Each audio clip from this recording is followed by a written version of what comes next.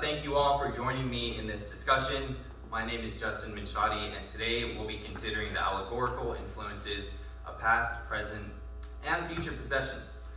I like to start us off with a quote by one of my favorite American cartoonists, Bill Keane, notable for his work on the Family Circus. He acknowledges, yesterday is history, tomorrow is a mystery, and today is the gift of God, which is why we call it the present. In other words, live life to the moment and let that moment be great. Life can be described in three categories, past being our history, but more importantly, the experience we use to embrace the present, and future, seemingly perpetual but having unknown and never-ending possibilities.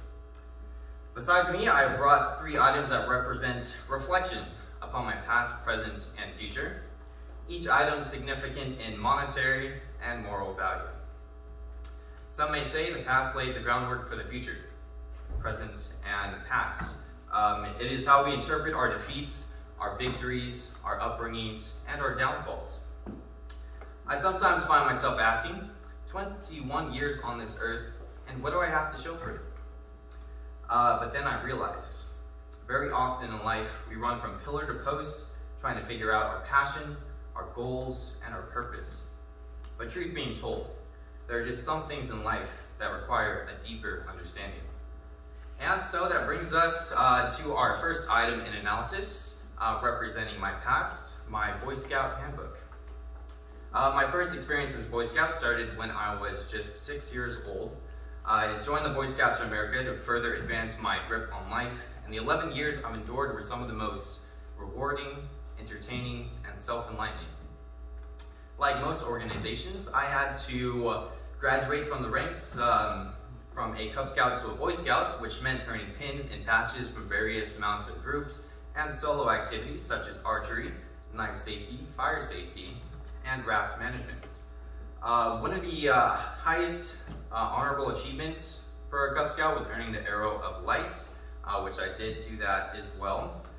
I chose this item to represent my past because it was a time in my life where the knowledge provided to me was something that I was very susceptible to. The contents of the handbook were my aid to leadership, citizenship, first aid, and navigation. The BSA was pristine in addressing character, service, the outdoors, and achievements. The next item on the list representing my present, I introduced to you guys a ring carved from onyx, which is a well-known protector of evil.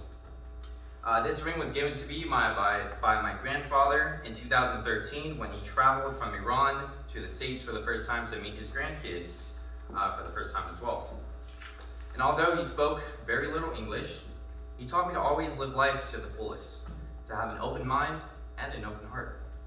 Till this day, he calls me every Saturday night to catch up. He addresses me as Dr. Justin with the high hopes that I complete my education at the highest level. At the end of every chat, he concludes by saying good night and good luck. Each day, I put on this ring, knowing that with my grandfather's support, I can conquer anything I set my mind to. And moving on to the last item in today's discussion, representing my future, a guitar. Now, music has always been an important factor in my life, and it's something I just simply cannot live without. I read an article the other day that mentioned music being a language we can all speak to and understand. And although being a musician is not my primary career choice, it is a hobby that I would very much like to continue. That would conclude today's discussion. Again, I'd like to thank you all for your participation, and wherever your journey in life may take you, I pray it's safe, enjoy the ride, and never forget your way back home. Thank you.